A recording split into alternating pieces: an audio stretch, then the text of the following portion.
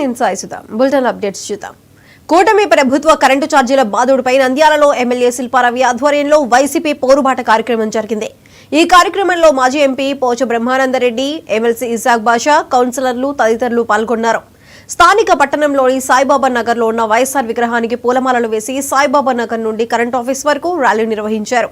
అనంతరం విద్యుత్ ఛార్జీలు తగ్గించాలని ఎస్ఈఓ సుధాకర్ కి వినతి పత్రం అందజేశారు.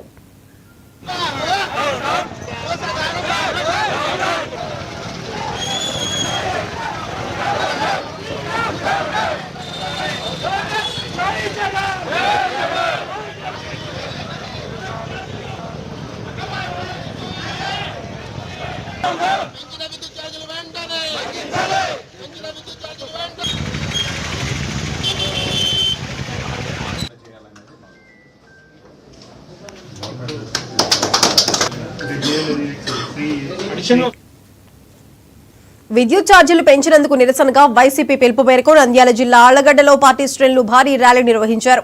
వైసీపీ కార్యాలయంలో మన్మోహన్ సింగ్ చిత్రపటానికి నివాళులర్పించిన అనంతరం నిరసన చేపట్టారు. విద్యుత్ ఛార్జీలు తగ్గించాలని ఏడీ ఆఫీసులో వినతి పత్రాన్ని అందజేశారు. మాజీ ఎమ్మెల్యే గంగుల శ్రీనివాసరెడ్డి మాట్లాడుతూ జగన్ హయాంలో ప్రజలకు సంక్షేమ పాలన అందించామన్నారు. కూటమి ప్రభుత్వం ప్రజలను మోసం చేస్తోందని మండిపడ్డారు. ఈరోజు మా రాష్ట్ర పార్టీ పిలుపు మేరకు వైఎస్ఆర్సీపీ కాంగ్రెస్ పార్టీ పిలుపు మేరకు రాష్ట్ర నలుమూలల ప్రతి తాలూకాలో కూడా ఈరోజు ఈ పెంచిన కరెంటు ఛార్జీల మీద రాష్ట్ర వ్యాప్తంగా నిరసనలు తెలియజేస్తూ కరెంట్ ఆఫీసులు ఈఆర్ఓ ఆఫీసులకు వెళ్ళి వాళ్ళకి వినతి పత్రాలు ఇవ్వడం జరుగుతోంది. గతంలో చంద్రబాబు నాయుడు అధికారంలోకి రావడానికి నేను కరెంటు ఛార్జీలు ₹1 కూడా పెంచను, నేను అధికారంలోకి వస్తే పెంచే పరిస్థితే ఉండదు అని చెప్పడం జరిగింది. అధికారంలోకి వచ్చిన తర్వాత ఆయన ఇచ్చిన మాటని తుంగలోకి దొక్కి ఈరోజు పేదవారిపై అధికంగా భారాన్ని వేస్తూ ఈరోజు కరెంటు ఛార్జీలు పెంచడమే కాకుండా ఆయన ఎన్నికల హామీల్లో ఏదైతే ఎస్సీ ఎస్టీ బీసీ కాలనీలకి 200 యూనిట్లు ఉచిత కరెంట్ ఇస్తా అన్నాడో ఆ వాగ్దానాన్ని కూడా తుంగలో తొక్కడం జరిగింది.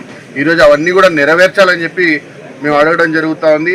అదే కాకుండా ఇప్పుడు ఏవైతే అదనంగా ₹15,000 కోట్ల ఈరోజు పేద ప్రజల మీద భారం మోపబడుతుందో దాన్ని వెంటనే వెనక్కి తీసుకొని గతంలో ఏ విధంగా నడుస్తుందో ఆ విధంగా కరెంట్ ఛార్జీని వసూలు చేయాలని చెప్పి అడగడం జరుగుతూ ఉంది.